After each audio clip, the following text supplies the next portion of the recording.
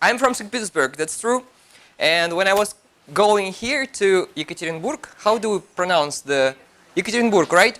I thought there is a lot in common between our two cities. First of all, we are both burgs, St. Petersburg and Yekaterinburg, right? It's good. Second of all, our cities are beautiful. Just look at this. This is truly magnificent.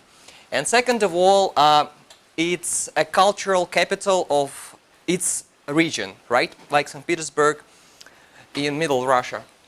So, and what do people like to do in cultural capitals? Reading books, that's right. And I think that teachers are not normal people. They like reading a lot more than normal people. And let's do a little survey right now.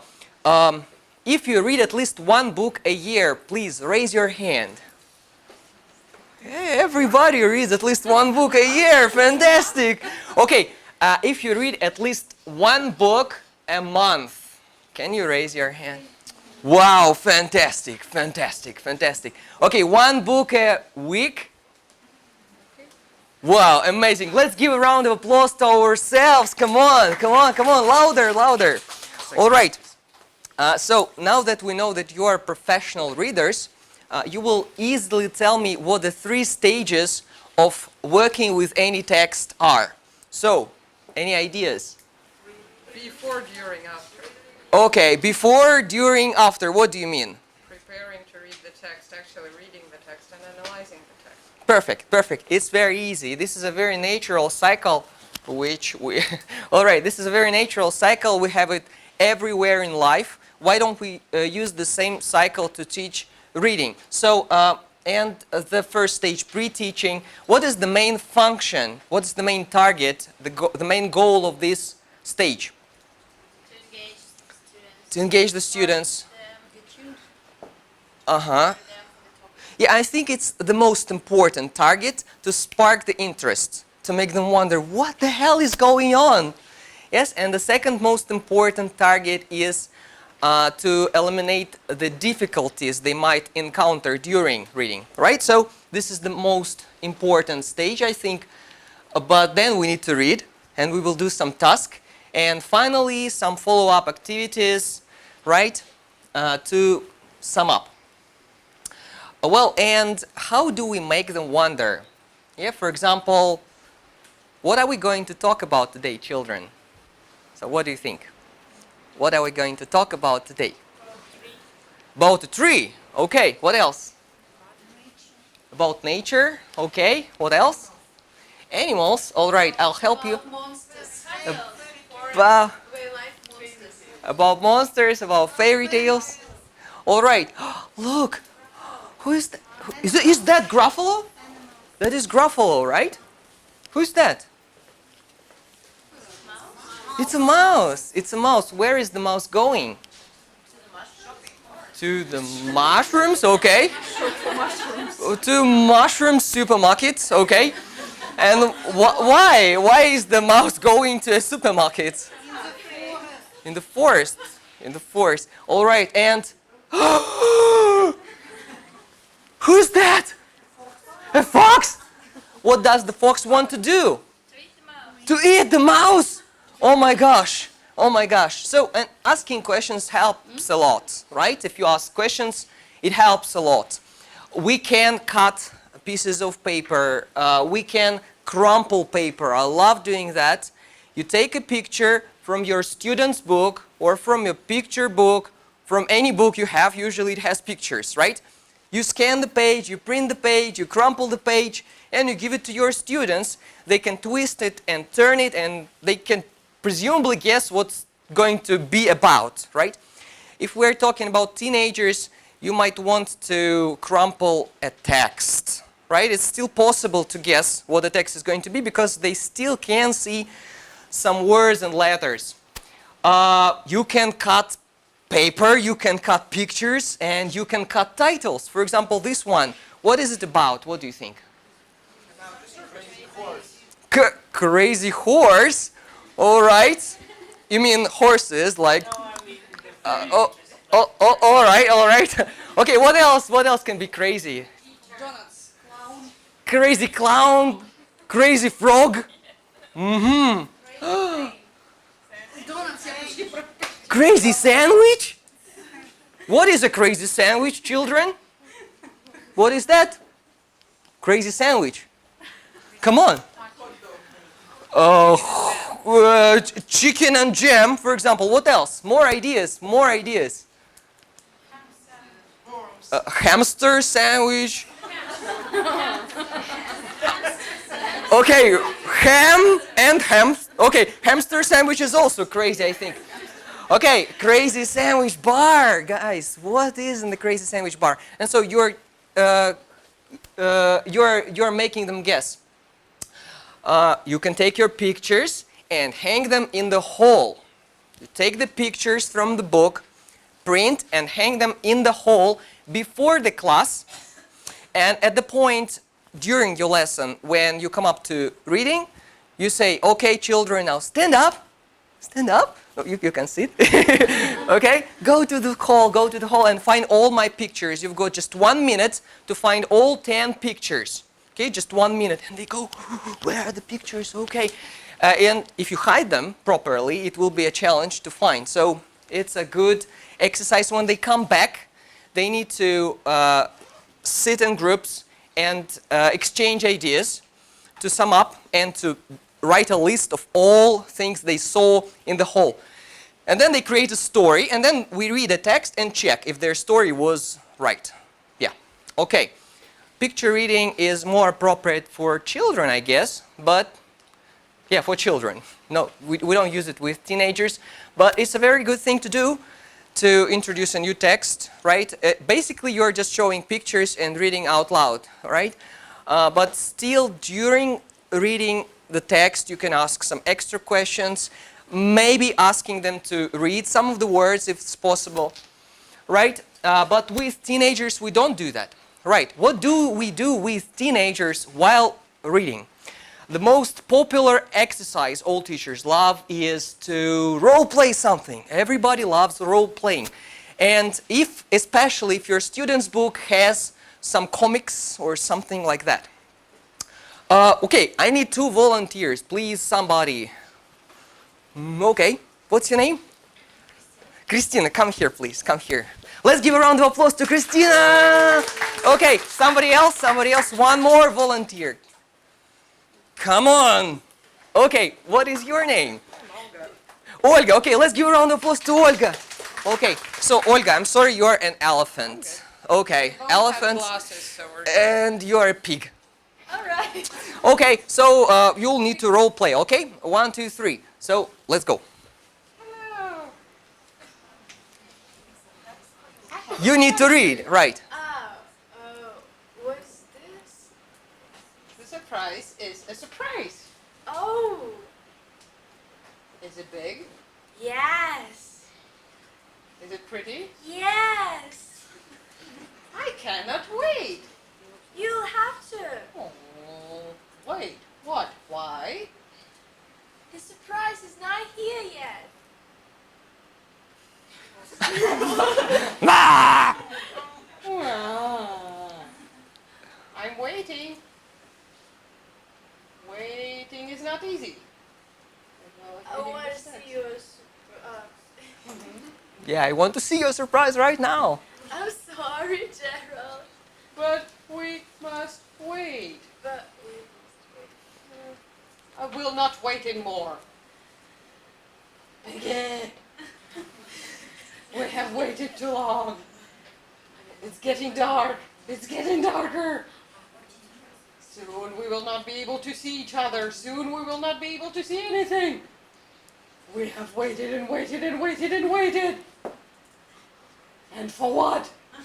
for that. Wow, okay, let's give a round of applause. Okay, thank you very much, Now you can take your seats. So why not do that? You do this, right? Who does this? Please raise your hand, right? Oh, just some people. Okay, try this. It's fun. It's great fun. Well, it's simple, right? What can you do after this? You can take the stories from them and distribute empty speech bubbles and ask them to restore the text. Yeah, it will be difficult, I think. Or you can use it as a pre-teaching exercise before reading, right? Second top most popular exercise all teachers love is matching. We always match something to something, and we can match words to the gaps in the text. Yeah, let's make it difficult. Let's take the words away. Why not? Or let's mix the vowels and consonants. They will unscramble and then they will fill in the gaps. Finding things is also great fun when you find something in the text. Okay, can you find letter B in the text with your finger?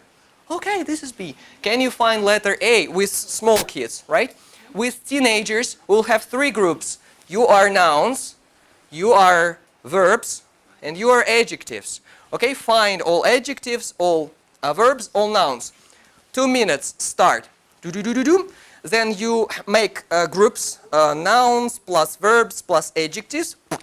And we have different groups and they need to create a new story using this vocabulary. Yeah, why not? Can your children do this? Please raise your hand if your children can do this. Yeah, it's simple, it's simple. Okay, find all verbs in the story. Read the text and color the text according to the information given in the text. For example, who knows this story? Who's that? Is this a mouse again? Gruffalo, yes. So if you print it, it will be black and white, and they can read the text and color the pictures. Or they can color before reading, and then you give the text, and they read and check if they were right. Yeah, why not? Mixing things is also interesting. You take the text, you cut it. I like cutting, you know. Cut the text, you give the pieces to the groups, and they restore the original order of the text. But I would suggest doing this only with poetry. For kids it's difficult, really difficult to restore. It's difficult for me. Well, if it's a text, you will probably want to use paragraphs to restore the order of paragraphs, right? Classic, right? You cut the text in two parts. One part to student A, one part to student B. They read it separately. Then you take the texts away and they need to do some common task together, right? And without the information given in the text, they can't do this task. So they need to share the information. So they need to exchange it. All right? It's communicative. After the text, we usually do something too. What do teachers in state schools like doing most of all is learning the text by heart. I don't know if you like it, but in other cities they said that they like it. I like it, actually. I think it's very effective at higher levels when it's upper intermediate and higher. With younger kids, I don't really like reading by heart, right? To render the information given in the text is possible, right? Because they don't have any algorithms. How do I learn a text? I don't know how to do that. So what can we do? So children, look at this text, please. Look, 5 seconds, okay? Okay, now sleep. Sleep, sleep, sleep, sleep, sleep, sleep. Everybody is sleeping. Sleep. Sleep, sleep, sleep, sleep, sleep, sleep, sleep. Come on, everybody is sleeping. Okay, wake up, wake up, wake up. What's missing? Yay, good. So, and you make a presentation where all words disappear. Disappearing text is also a good thing to do. So let's read it together, children, okay? Okay, 1, 2. Birds come in all colors, all shapes, and all sizes, and live in a world that is full of surprises. Great job, great job. Let's do it again, let's do it again. Birds come in all colors, all shapes, and all sizes, and live in a world that is full of surprises. Good job, good job. And one more time. Birds come in all colors, all shapes, and all sizes, and live in a world that is full of surprises. You get the idea, right? And it disappears, and so I can hide usually similar words, right? And then I will hide all, and then it will be disappearing randomly. And by the end of this exercise, they do know this text. They don't need to learn it at home.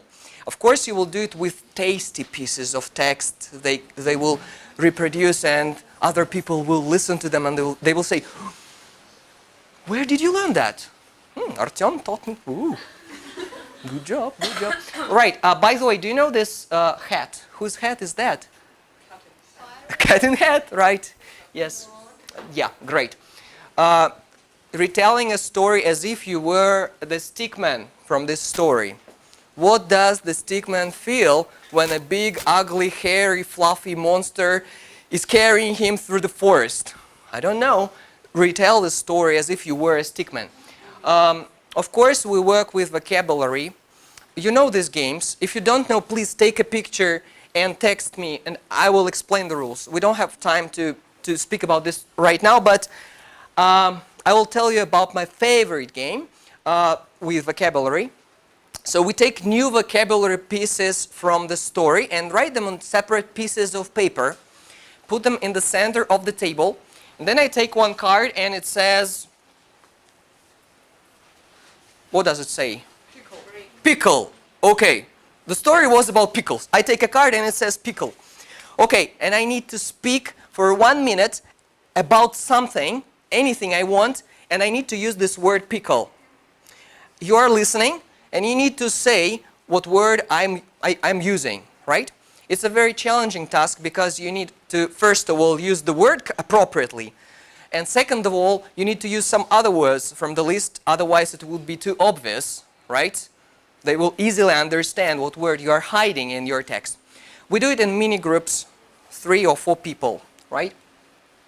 A book by Osborne about the stone soup, it has pictures accompanied by text, or text accompanied by pictures. We will reduce this text to smaller sentences. So one paragraph should be changed into one sentence, okay? So you, and you are doing the same task, and you will have different sentences, then we exchange and share our ideas. And then we will reduce the sentences to words. And then we will reduce the words to one word. Okay, it's difficult, and I would use this exercise with higher levels, upper, intermediate, pre-intermediate, possibly. Yeah, I don't think it will be okay, but you can try. Intermediate definitely will like this exercise. And this one too, by the way. Yeah, so problem solving. Do you know the story about bears and Masha? Sure. Yeah, so you are a bear, mommy bear, daddy bear, baby bear, and you are Masha. Okay, unfortunately there are only 3 rooms in the house. Somebody needs to go away.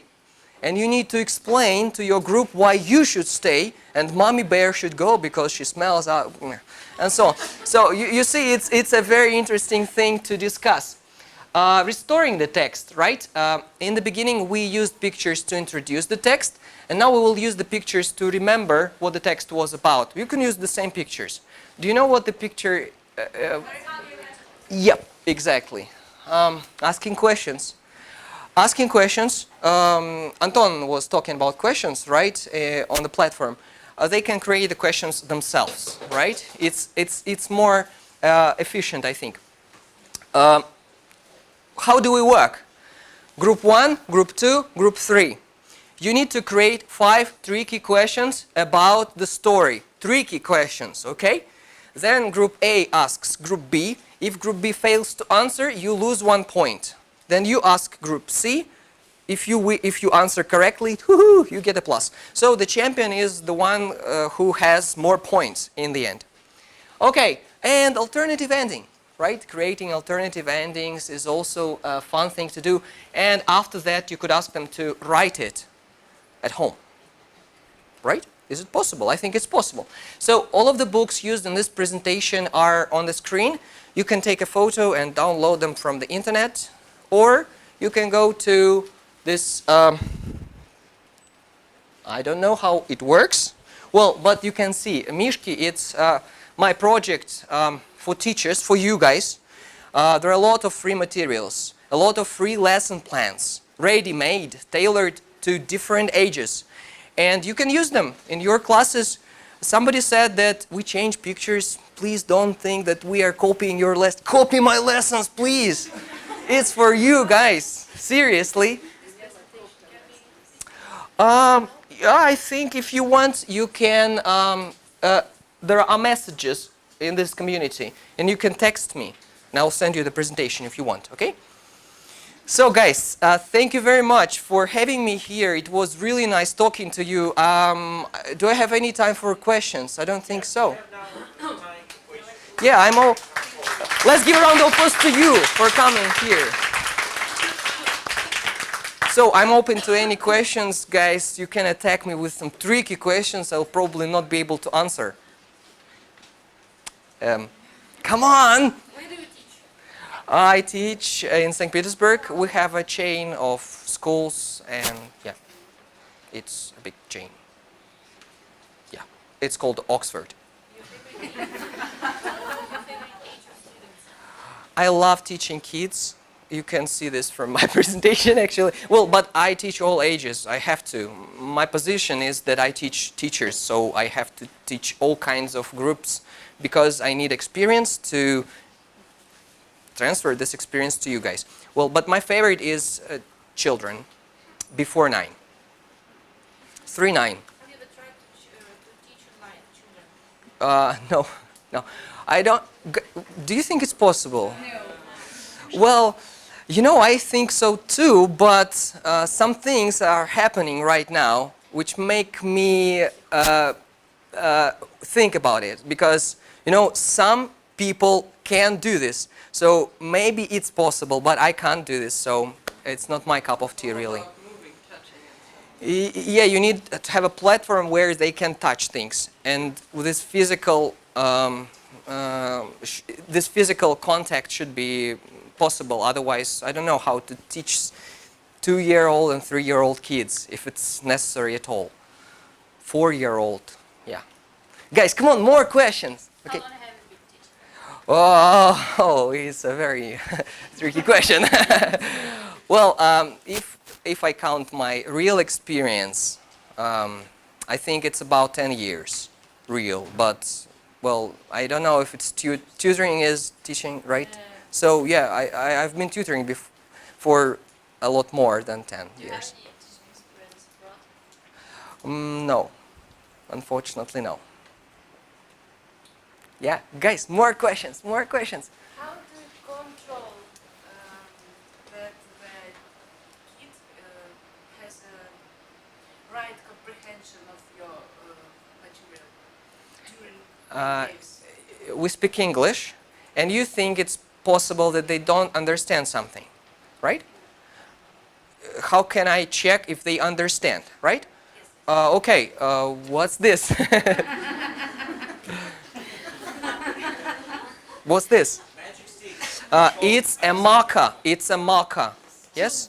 It's very easy to explain at lower levels if you use some object-based vocabulary. So you can show it, right? If you can't show it, don't use it. Simple, right? If you can't find at least a picture, just don't use it, and everything is going to be okay. When you teach young children, do you speak Russian or English? English only. So no Russian at all. No Russian. So No if Russian. if they are starter, they don't know English at all, so you Yeah. anyway use only English. With all ages. Especially with children. Especially with children. Yeah, you had a question. I have the same question. Yeah, only English. Only English. What problems do you face while teaching? It's one more tricky question. It's a very long thing to say, but I think the most, maybe the most difficult thing is parents. Yeah. Okay? Do you plan to? Sorry. Do you plan to move Yekaterinburg? What's your my daughter? Well, if we learn to teach online. All right, and what was your question? Physical games. Yes, of course. What's your favorite? My favorite physical game with the smallest. You know, we don't use flashcards. We don't use Flash. Yeah, we use, but we use them to teach reading. It's a very different system of teaching. You know, it's hard to explain, but we use stories. So our lesson is a story, and our children are participants of this story. And so if you heard, probably Mshikova, Garbovskaya, they have similar approaches to teaching, I guess. And instead of flashcards, you use toys, objects. Different things, and preferably real objects. Is it a special Oxford approach? I think it's a special Mishki approach, but it's based on different approaches. And any course would you have? No, not yet, but maybe we will.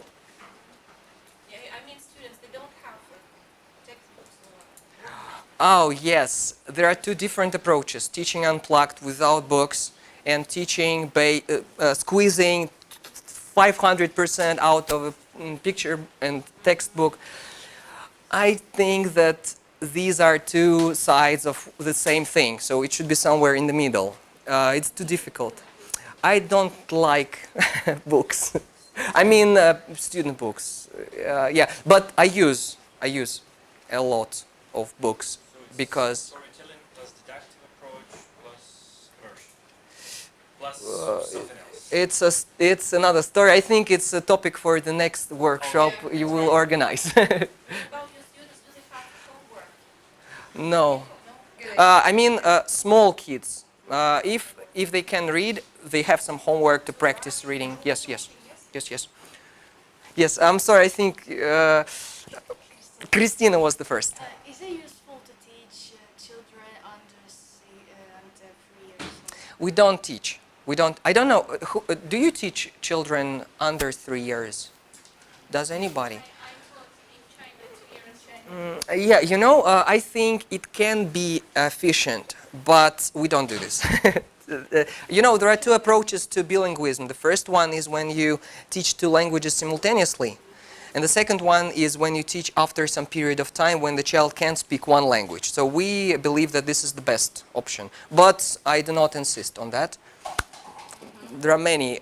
You will throw tomatoes into my face right now, but it's a very debatable thing. Okay, ladies, I think... The same question as we talked about.